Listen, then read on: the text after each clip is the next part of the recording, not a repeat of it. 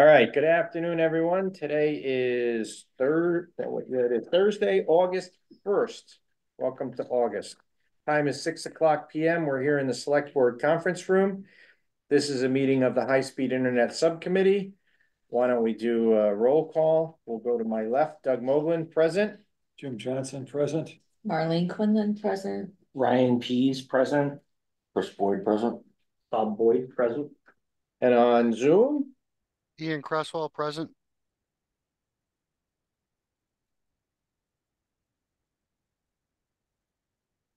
Tom Crowley, thumbs up from over there, and I see Jim Crowley as well. But he's on mute. Let's check that out.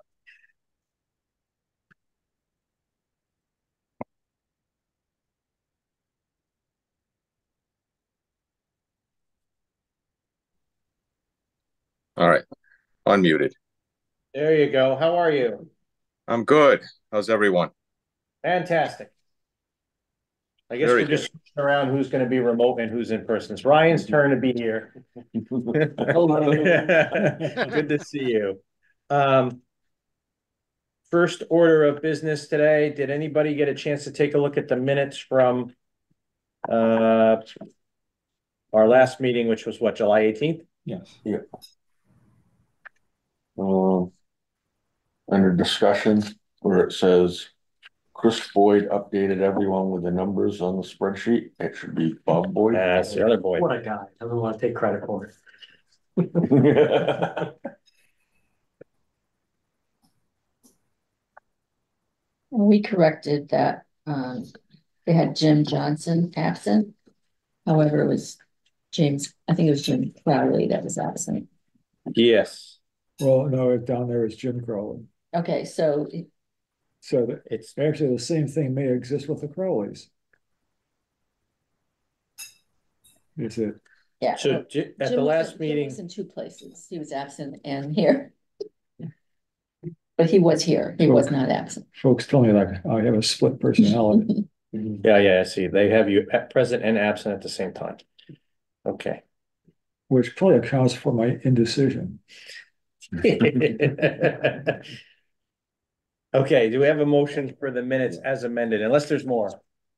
Over on the other side, depending on how you want to cross it off, is that last one there, the last adjourn, it has me over on, it has me as James Johnson up saying yes, voting yes, but on Jim, that side, I'm absent. So if you could, yes, I'll fix it. And would you like to be Jim or James? Jim's fine. Okay. I mean, I have no, So that's okay if I have your name as Jim Johnson here on the minutes? That's why I think I got confused between James and Jim. Yeah. Okay, okay. thank you. Sorry about that. You So can, now we got two Jims, two Boyds. you can call me Jim, just don't call me late for dinner. Fair enough. Okay, any other discussion on the minutes? Move to accept As amended, correct? as amended. Is there a second? Second. Okay, we have to take a roll call vote. Doug Moglen, yes? Jim Johnson, yes. Marlene Quinlan, yes. Ryan Pease, yes. Chris Boyd, yes.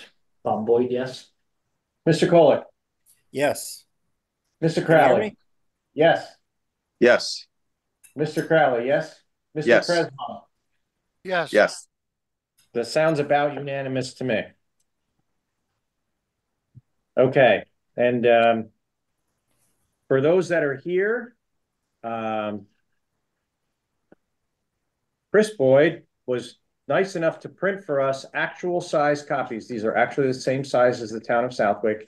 Maps of the proposed FSAs. So these are the fiber service areas. I don't believe they're numbered in any particular order. Like FSA 1 is not the first one built and FSA 17 is not the last one built. It's just broken out by area. But if anybody needs one, Ryan, would you like one copy? I can see, if you got. No, you can have one. Oh, it looks like Oh, everybody's perfect. got a Thank you. free take-home copy. Thank you very much. And then just for reference, when I sent this out to everyone, you'll notice there's a bunch of other yellow markings and red markings. Those were just being used for part of the grant preparation.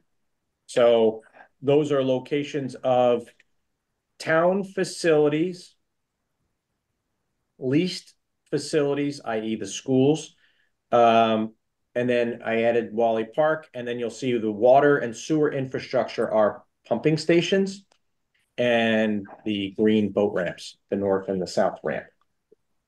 So that's just for your reference, so you can kind of get an idea with the Muni Fiber grant that we got, what we used as the basis to overlay onto the town itself to interconnect all of those town-owned facilities or leased facilities as part of the grant process.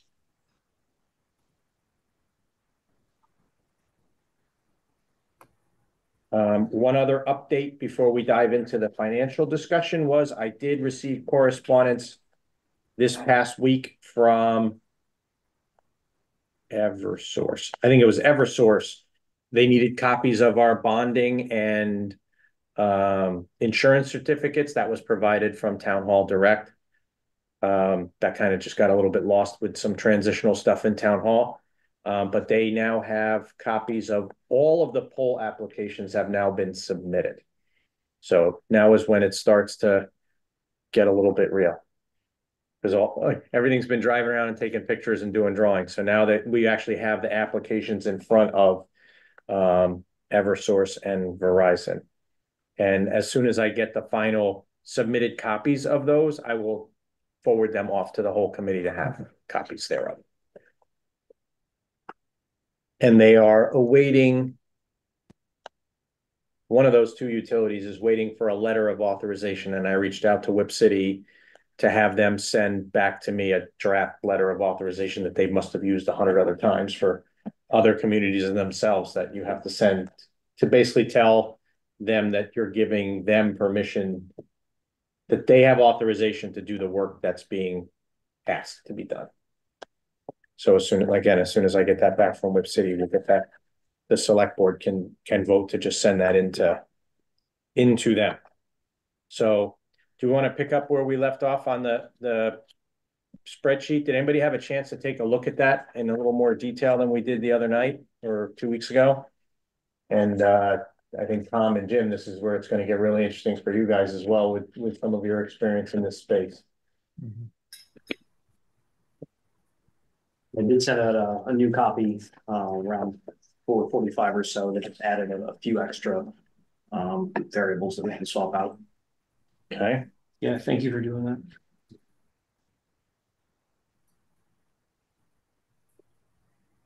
If I were to comment on the spreadsheet, it's good, but you already have to know what it's about. Oh, definitely. And so as I was looking at it, I wasn't exactly sure what I was looking at on each of the sheets. Yeah. And so. And basically each one of the sheets is input up until the summary. Right, but I didn't know what each one stood for. And so if this is going to be seen by other non-committee members, blah, blah, blah, blah, maybe we have greater elucidation of what folks are looking at. I think the intent was to go to the select board with this, right? I'm thinking, yes, at some point we need to get back in front of them to kind of show them the financial modeling, correct?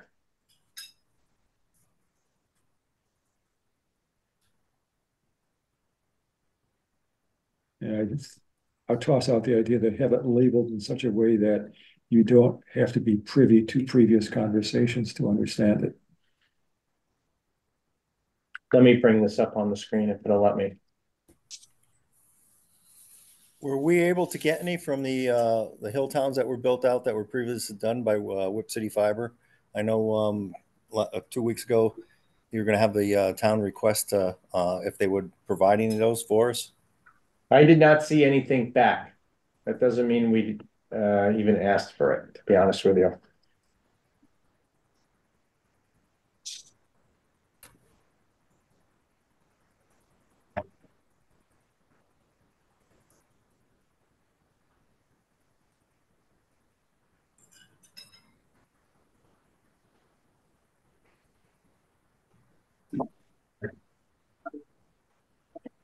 Julie, could you make me a co-host or something so that I can share, quick share and allow? The one to the right, I think.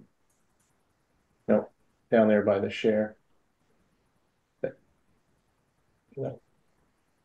Not there. Cancel that, please.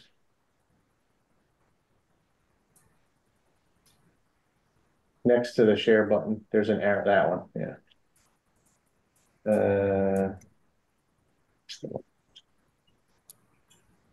Oh, yeah, that's gonna work.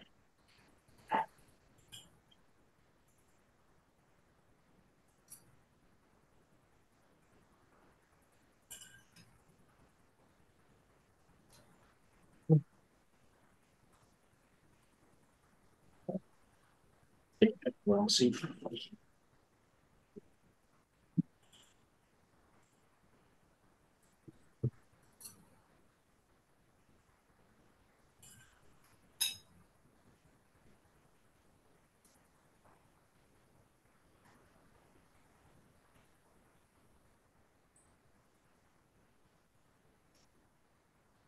Question on the service area map.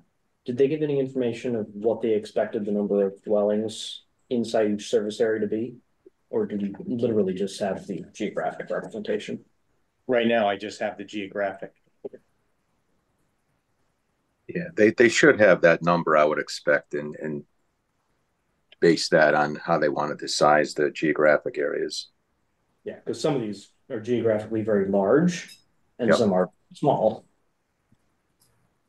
So if you bring up the summary tab of I'm that, gonna try, let's see. I have a question about it. Yeah. Sure. Like, do we know how much we have to start paying back and when we have to pay it back? I went based on the assumption of semi-annual coupons on the municipal bonds. So so you're saying like every quarter you'll make a payment?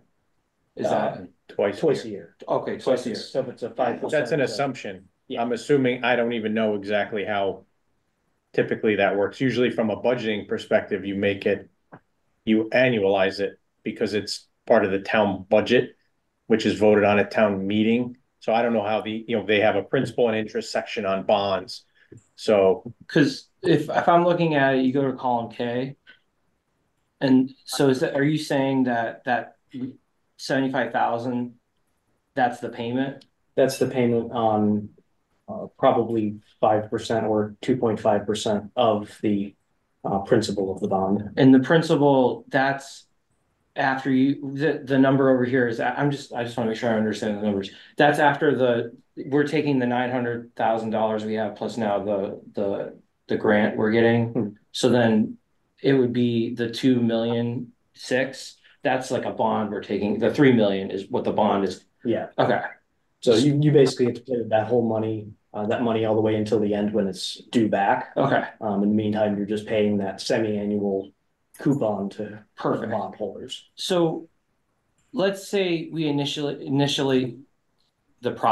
we start the process and we take out the loan. Like how long do we know, like what, like from the map, like how many subscribers are we gonna get like in the beginning? Because it looks like it was about 200 something, like if I looked at the inputs. Where's the number? Yeah, the original version just took the total number of dwellings and divided it by Yeah. 19. Yeah, I see it right here. So if you go to the service area, it shows that. So like we're estimating that the first buy-in would be like, it would be service area 1.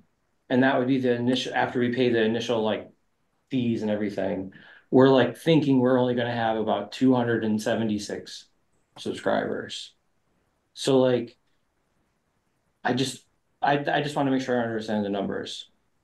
And that's okay. So that's Yeah. perfect. Yeah, so that Yeah, represents. Bob used an estimate of 50% uptake on this, to use a conservative estimate. We've batted around various estimates and that one, like I said, is probably conservative. Ideally, we'd pull a little bit higher rate than that. But we really won't know until we start to roll it out. Honestly, I think that 50% is probably the best we could ever hope for in our dreams. I think we should be much more conservative, just considering the competition and what most towns are looking at. So I think 30% is probably something that's going to give us a better picture. I'd have to agree. I'd have to agree with that. I didn't believe Westfield's at 50%, and it took them 8 years to get there. Not And to not only mention that- they're the municipal, so they've got a big advantage there. Yeah, so when a customer moves into town, they're calling up for electricity. That's when they have the opportunity to sell them the internet, where we won't have that opportunity. They'll be calling EverSource. Oh, that's a good point. Yeah, they've got it on their trucks. They've got the really there's a big advantage to being a municipal electric, just having that exposure.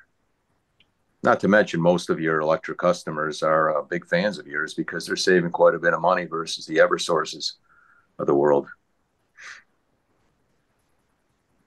So a couple of the big variables here that we don't necessarily know the answers to is take rate, what the amount of residents in any given service area are going to be, what the bond rate is going to be, and basically everything else is kind of known.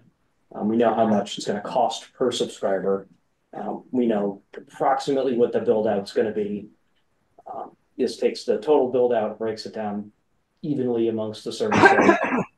Geographically doing, a small area probably isn't going to cost as much as a large area. But, absent knowing exactly what those numbers are, those are kind of the knobs that we have to tweak today. But you'll see I also added in business counts and just said, hey, we'll say 60 businesses and assume the 50% take rate on those.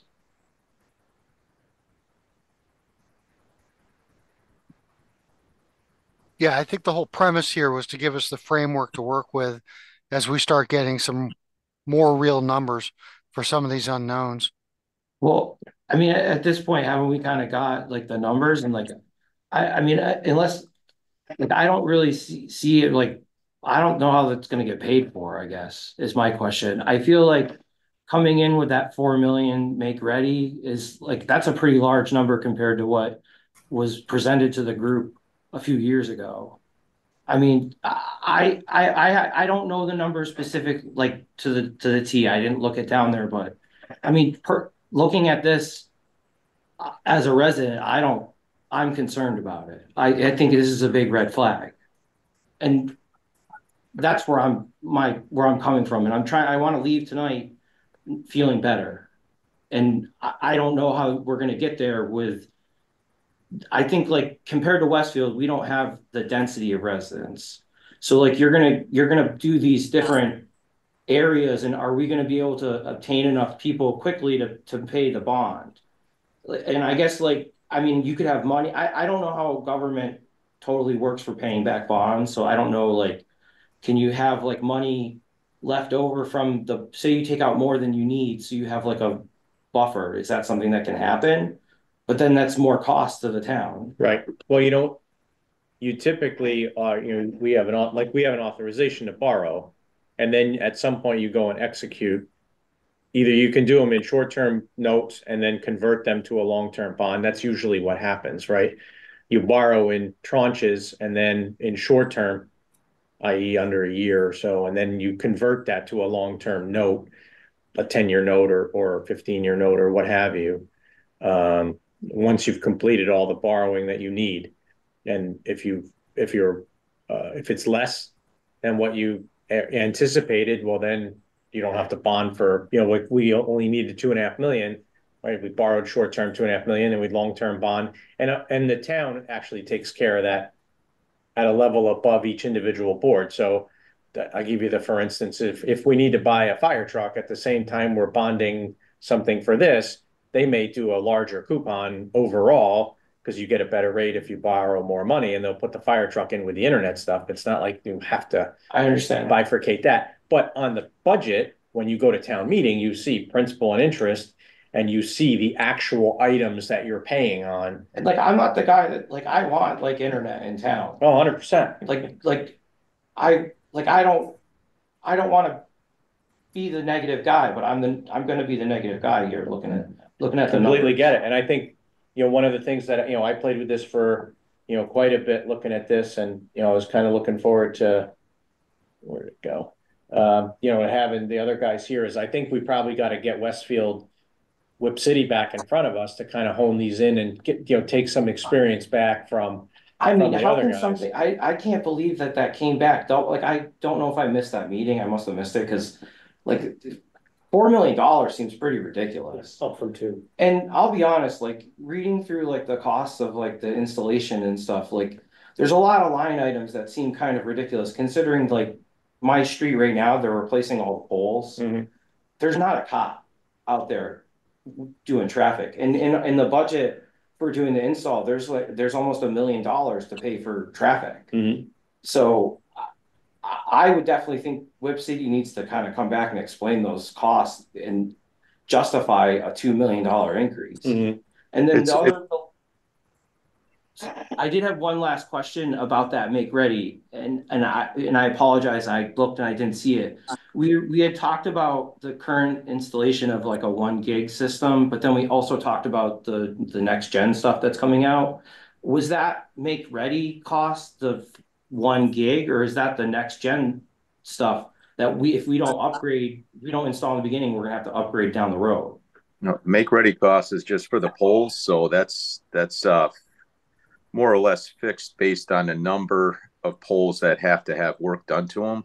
So I don't know if the surveys have been all completed yet, but as those come in and they get a look at everyone, that's when the costs will start to come in to give us real numbers on that. Well, I thought we got that, and it was like $4 million. Well, that's what was in the contract, but that was just the latest Yeah. estimate. Okay.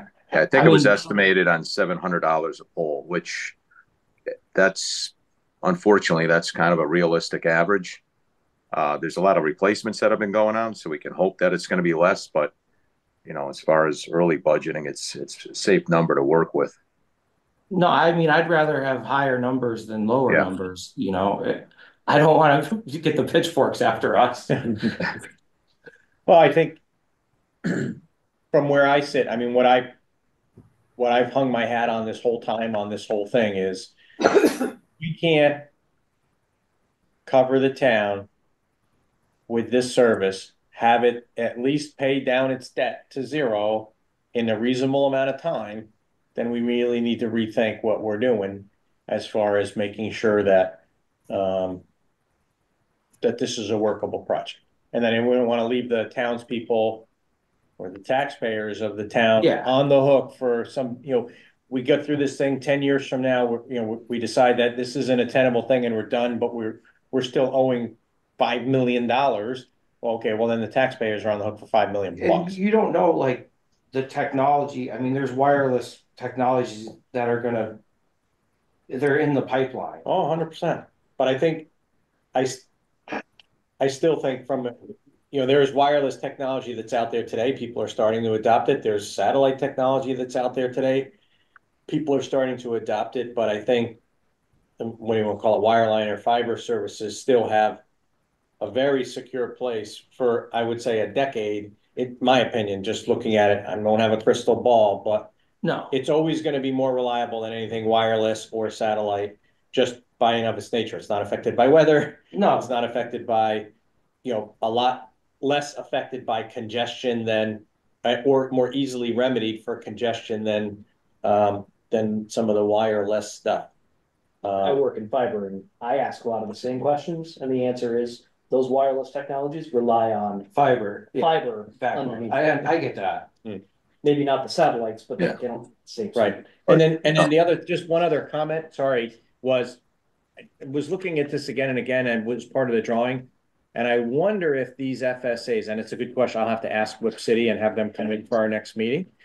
I wonder if these FSAs are roughly equalized by population.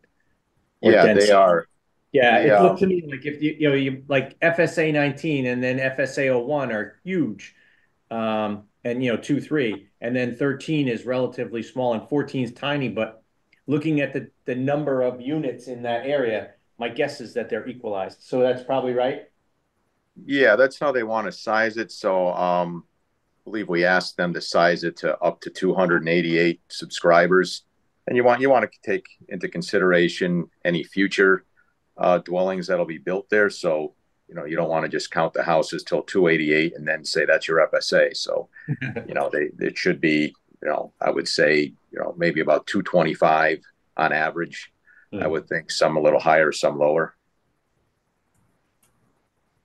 Gotcha. One big thing I did notice with the numbers when I put the weighting in to the first few the first 5 service areas representing 50% of the population of the town, the summary numbers got a hell of a lot better. Yeah. And like I said, not knowing the real numbers, I don't know if it's realistic or not, but it does make a big difference. Well, I mean, if you're paying back $75,000 a quarter, I mean, you'd have to make. Well, that's half a year, right? Yeah, the less you have to borrow, the much better off you are. Well, that's why we had a, well over $1 million head start. Yeah, that does Right. help. That helped. But then it got obliterated by the increased costs. Well, yes, but we got $1 million worth of, the ARPA money, plus now we'll have the Muni grant to help us too, plus the first tranche, actually the first small tranche of ARPA money was $30,000 or $40,000. I mean, it might even been less, that we used as just very preliminary monies for the establishment of the municipal entity, plus some legal, plus some other stuff, plus town resources that have been invested, not cash, town employee time to do a lot of the groundwork to get even this far, has been, was very well leveraged. So, but before we go spending, anything far north of what we spent, we really just need to do this kind of sanity check. And, if the answer is let's get Whip City in here and kind of talk through the numbers, kind of go through the poll hearings. Look, I haven't done this before. I've never done a Muni fiber project, and I think this is, but Jim and Tom have, so that's why I'm really lucky that we have them there, because they can kind of sanity check some of the numbers that we have so far from here and sanity check the numbers that we're getting from Whip City Fiber to say, okay, these are totally realistic or totally not. And then you just take a look at how you pay. You could do that. It'd be. There was one more item that I looked at some other models, and we don't have a depreciation schedule on this. And it's something that we might need to add into it. I'm not an accounting person by background, but I've seen other budget estimates where they do put in a depreciation schedule, which also takes away from the bottom line. Well, why would we? I guess if you were describing the assets, you would have to depreciate them, because it's not like we have to do a tax return. Right, but I think because it's essentially a service or business, that we'd have to have it in there. There's also no inflation taken into account. So kind of offsets some of the depreciation.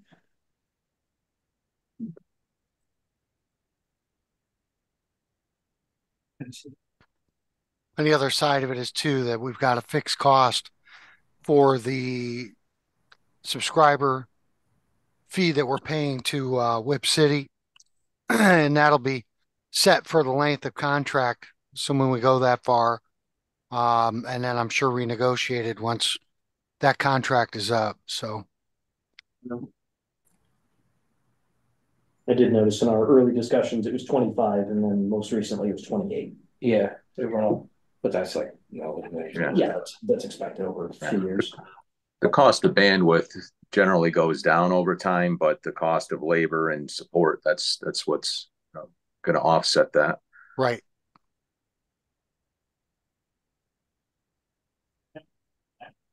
The other thing I think we need to have in there is some sort of a revenue sheet. So we show how many subscribers are ramping up from year 1 to year 2, what that revenue is going to look like. so we can see what income we're actually generating to be able to pay those bills. Yeah, I Pay the think bonds. that's, these are all great things. Yeah, if you click on the summary tab, you can see the income from subscribers is its own line. Oh, Its own okay. column. Yeah, you got column B plus the income activation, for the activation fees. And that's based on the rate Yeah. minus the expenses. And where did that expense number come from? That's income. The expense is the $28 per subscriber. Income is the $85 per subscriber. Because there's also going to be other expenses along the way, dig safe ticketing, drop replacement for damaged drops. A tree takes a drop down, somebody's got to pay for that. There's maintenance. There's pole ready, but pole transfers. There's car accident or tree comes down, and may not be a car accident. You can go after the insurance company for that.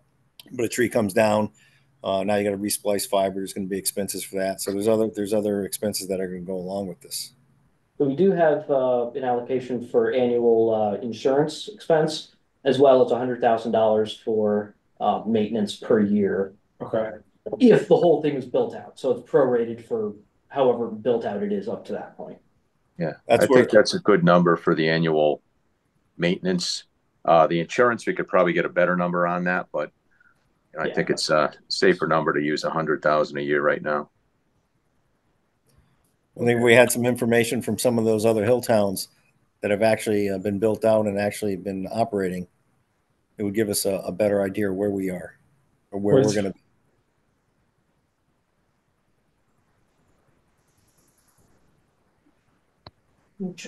Ideally, if we get some numbers from somebody who has Comcast in their yard as well, see what their uptake was with Comcast in the town as well. I know some of the hill towns didn't have anything. I think some of them did. The ones that did, maybe the better ones to talk to about as far as what their uptake was on the MuniFiber and all of that. So just a suggestion.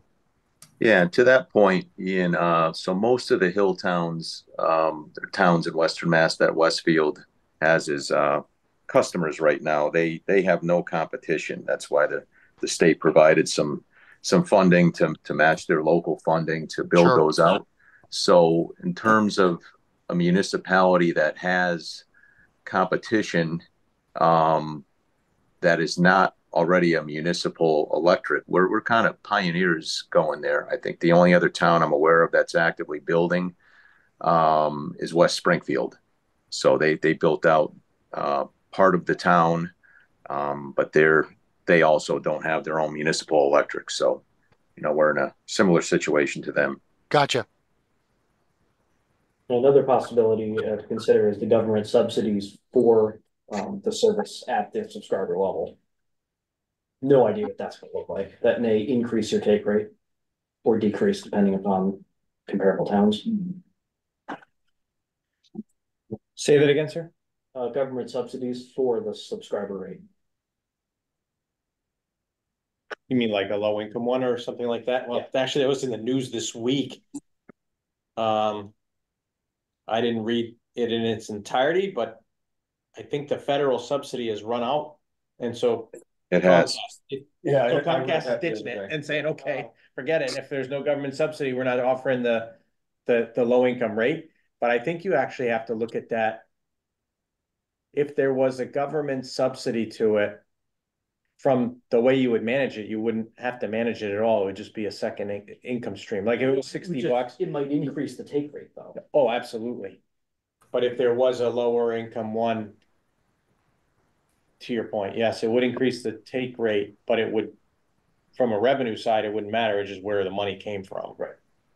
Yeah, I know Comcast does have a service called Internet Essentials that essentially any household that's eligible for free school lunch, well, back when it wasn't free for everyone, whatever the income guidelines are, Comcast has had a service, and it's either $10 or $20 a month.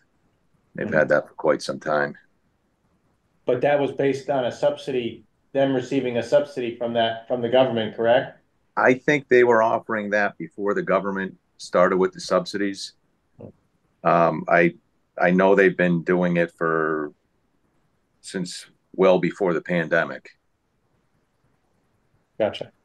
The other thing I was wondering about, someone remarked about when somebody moves into town, it's not like they're gonna have information on this service, but maybe there would be a way when somebody does move into town that that's part of the information that they get. You know, like they could be organized in such a way that when somebody closes on a house, you know, they, Right up there with the right to farm thing that no one gets. okay, Right. I hate to be, it's tough because there's so many attorneys and so many real estate agents and the turnover is so high. I'm not trying to be negative Nelly here, but we just had this discussion on it in a different group. We're a right to farm town, right? You will follow tractors, you will see animals doing crazy things in the field, right? Blah, blah, blah. And it's in the bylaw that every attorney is required under the law to give every person who buys a home in the town of Southwick a copy of these things. It never happens, right? And it's impossible to police. Yeah, it'd be great. Like, and I remember back in the olden days, there used to be kind of like a welcome wagon, right? That gave you got a little basket of stuff from local businesses for the florist and the funeral home and the this and the that and the other. They just don't exist anymore. So it's really not an easy way to do it. And a lot of people, and to be honest with you, Comcast is actually pretty smart about this. When you go to disconnect your service, they ask you if you're moving and you want to transfer your service. You can do it right then and there of your new address, and it just kind of happens. So it is a kind of a competitive deal. But I think once people, I think the demand is here from the people in town. If the math works, I think the take rate, the Whip City's take rate in Westfield, and you were right, point taken about them having their own utility, but their take rate when they came in with Whip City Fiber and ran past existing people that already had Comcast, so very similar to what the situation we're in, their take rate was in that 50% range. Years ago, though. Yeah. Yeah, it took them probably close to 10 years to get to that point. Well, that was their take rate, and maybe I'm misquoting it. I don't want to, so put an asterisk next to my statement, was what in their first FSAs that they did, it was 50%-ish and north. Not to get to 50% now, but like when they went into an area, and if they went past 100 houses that had Comcast, 50 of them switched. So that's pretty amazing because that's a huge sway versus, you work into an area where you don't have any, like in the hill towns, and you get, we got 80%. Well, that's great, but you had no other choice. But where they were actually able to switch customers over from the incumbent to a new supplier like that. So, I mean, we're similarly situated in that regard.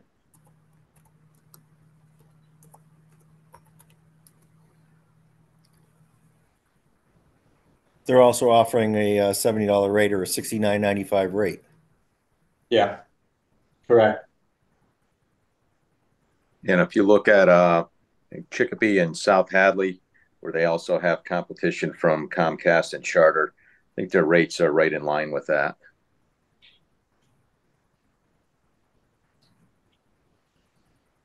Anyone know what West Springfield's rate's going to be?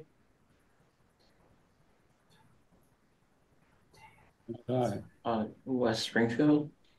Yeah, I don't know what they're setting it at. I actually don't know what their number of customers connected are right now, but they may be some information online. Yeah. Online, they're saying $74.95 on the Whip City. They are for West Springfield. $5. So 85 might be high for the take rate you're looking at. And that's what we talked about at the end of the last meeting too. I think we might have to be looking at that. I don't think Chicopee's got anybody on yet. They were about on par with us as far as the make ready work and everything else. West Springfield, you mean? Sorry, yes, West Springfield. Fortunately, dropping the subscriber rate or the price, that's the only source of revenue. Yeah. So that's a direct hit on the bottom line. Yeah, but I mean, if you looking at the spreadsheet and I mean, it's, if you can get like 200 people in the beginning, like that's kind of like the hurdle. I mean, another thing we could look at is, sign up and pay for a year and get $5 off your rate for the next 3 years or something like that, just to get that revenue up front. That's true. That's actually a good point. Yeah, do like a buy-in in the beginning. That would be helpful.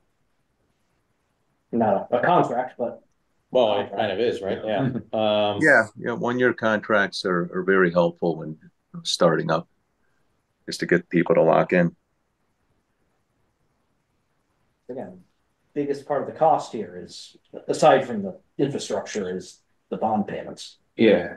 So that's, I mean, just taking it down, we'll do it this way. It's 12.5, like you need to make 12.5 a month to pay it every 6 months. It's around $800, right? Is that right? $75, $900 at $75 a month. If you prepay, obviously you gotta give a discount, right? I just took that rate down, so 70, let's say 65, right? 780. So I'm just saying that it's not it's a significant expense, but it's not a ginormous one. Like I say, I had $5,000 from somebody to sign up for a 3-year deal, but if for a 1 year, for a year service is $780 at $70 or $65 to prepay, because to your point, you would be able to defray some. Yeah, but you gotta take $26 out of that to cover the cost. I just lowered the price $5 from 70 to 65. So however you want, we can play with the math, just to whatever the promotion is to. Yeah, well, you have the actual cost, like to pay for the service is 20. Oh, right, this times 28. I'm just saying this would, That's constant. but this would just, that's constant. This would just generate $780 in cash. Yes, you have to take the Well, no, it doesn't matter, 330, 336 out, right?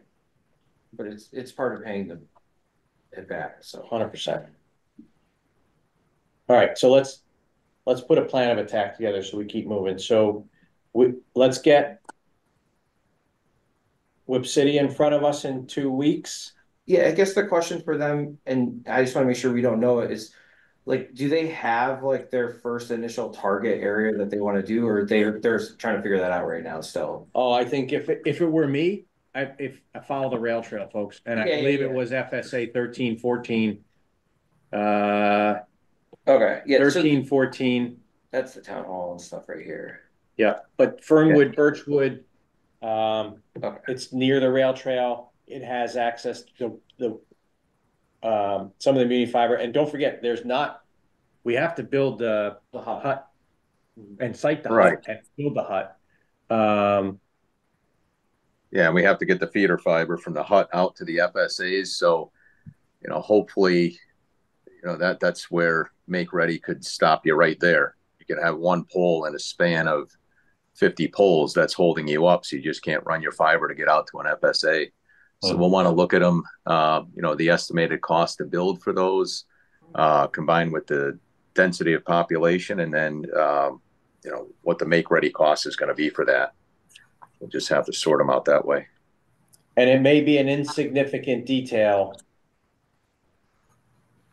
but if the hut is on the premise of this campus, which I suspect it should be or would be.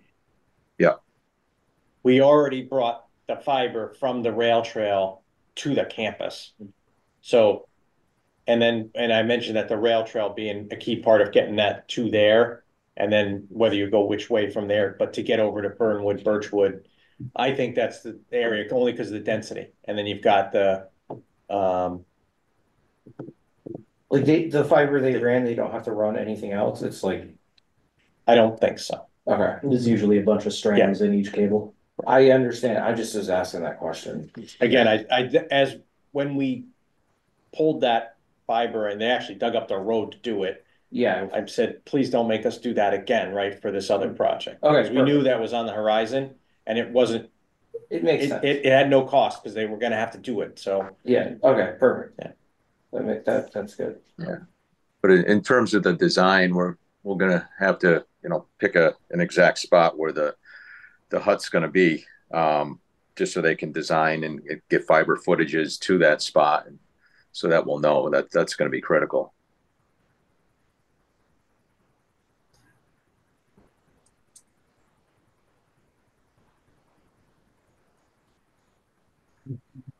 So one of the big questions we would need from Westfield is to know, all right, with these service areas, are they all residentially equal, or are some of them heavier than others? And how quickly they can build them out, which may rely on how fast make ready can happen. You know, not Westfield's doing, but because if we're able to do 5 service areas that represent 50% of the town in the first year, Yeah, that's great. we're done. Yeah. But if it's only 5% in the first year and 5 service areas, okay, that's very different. Well, I don't think that. I was going to ask, does Westfield have a schedule or an estimate of how long it will take Make Ready to be complete from the time they submit the applications? I haven't seen it. Like I said, I didn't finish up my email from this week, but I did see the, sure I don't lose you guys here.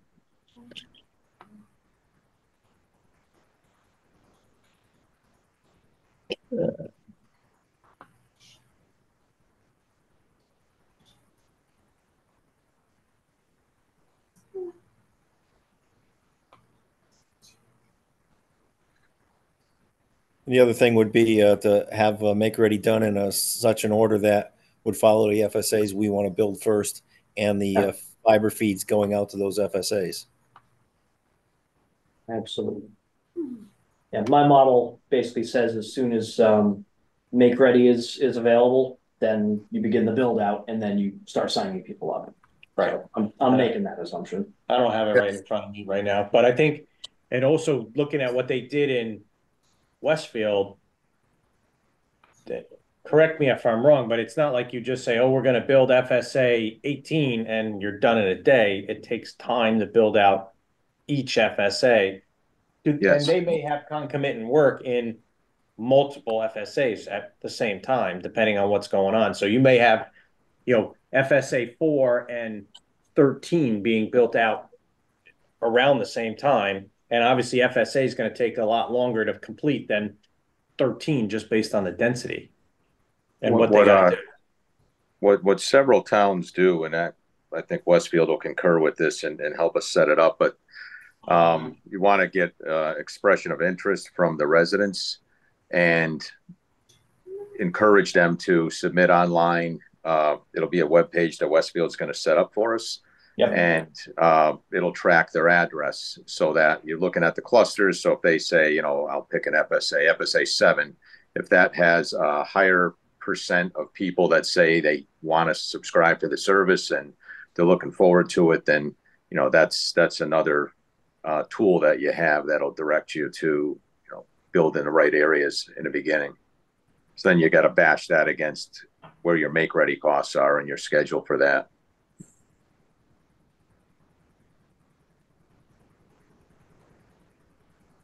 And then also, I think you also look to the business corridor too, because they pay more. And so you look up and down, say College Highway, and then out in the industrial park, you don't have a lot of density, but you do have the businesses over there. Yeah, and we'll have to establish a business rate. Yeah. There was some language in it in one of the contracts, so we'll be looking at that also. I know that for the Metro E-type services, that larger companies or businesses that have higher bandwidth needs and service level agreements, I believe that Westfield in their contract, they want to get either 25 or 50% of that revenue, so we would get the rest. But that's really for just some of the big hitters. On average, we would just want to set a rate for the small business, which, maybe 50% more than a residential. Yeah, I think they had suggested 140, which would have the exact same costs to us of $28. And they basically say anything above that, it's 20% of whatever we charge the customer. Mm-hmm. 140 for fiber for a business is still a very good rate. Yeah, in that case, we'd be competing against cable modems for business. So, as far as reliability, fiber is the way to go. That's a no-brainer. So that'll have to be our selling point. And there is fiber service available in town from other providers too, not just Comcast. I don't know Right. what the. No, I don't either, but, I'm sure Oh, of it's it, but expensive. it's available. Verizon will run fiber to a business if it's for the right services. Comcast will, and there's other third-party providers that'll also do it. All right, so my goal here is to make, how does everybody's calendar look for 2 weeks from now? Thursday? Okay. Is Thursday the new night? Is that what we're leaning towards? I'm flexible in any which way, except for Wednesdays is non-negotiable for me. Uh, I am not here 2 weeks from now. Yeah, actually, that's the 15th. I'm available, but the 22nd, I'm not available. Yeah, 15th, I should be around. We should be on. I should be around. Yeah, I think I'll be around. I would push for Tuesdays if that's ever available. But okay. Anybody I'm have a better day or worse day, Tuesday or Thursday? That works for me, and it does. I've been avoiding Mondays because that's usually selectman night. But yeah, you don't want to miss those. no, well, Maybe. well, no, well, and I know was loaded. we are meeting on the 12th. So, What about the 13th? I can't do 13th. the, Sorry, I can't do the 13th. I'll be out of town. okay. So 15th. Who's good on the 15th? I'm good on the 15th. Everybody. I think I'm the only one who said I wasn't, so. I'm good on 13 or 15. All right, let me talk to Whip City and see what they can muster up, and then we'll schedule something. Cool. I mean, I'm good any day of the week, really, honestly. It's just the 22nd is my kid's birthday. Well, we can't meet on his birthday then. Can't have that. He's gonna be 11. Oh, He's gonna have another one next year. Yeah. Come on. I'm kidding. Or if you're gonna have a cookout, we could come to your house and meet. Oh, we could do that. We're going bowling. Bring actually. cake. Oh, even better. Bowling Spare alley time? there. Yeah, Oh, that's like all the kids want to do. okay. Any other business before we adjourn this evening? I just want to say again, thank you for doing a look on the spreadsheet. 100%. Yeah. Like, can't emphasize that enough. Thank you, because it's very difficult, and for all the information, it is pretty clear. So thank you. For what it's worth, the sentiment you were having with these numbers just don't work. I struggled with that with myself, putting this together, and it's like, gotta be a way to make this work. Yeah, I really hope we can do it. And realistically, better. we can always play with the numbers to make it work, but then it doesn't actually work in Nope. practicality. Right. No, But better I to think- walk I away think- than end up in a mess. 100%. And that's, it was a big selling point of this whole thing at town meeting when we proposed the 2 votes to authorize the creation of municipal utility, but especially around the bond. And the town was resounding in giving us the authorization for that first bond, but it was I kind of explained from where I sat that I don't want to leave the taxpayers on the hook for a red penny, right? If we do this thing and in 10 years or 15 years, we say, okay, this was great, but now this, some other technology is available and it's surpassed this, and we retire this, but we've retired the bonds, then okay, that's great.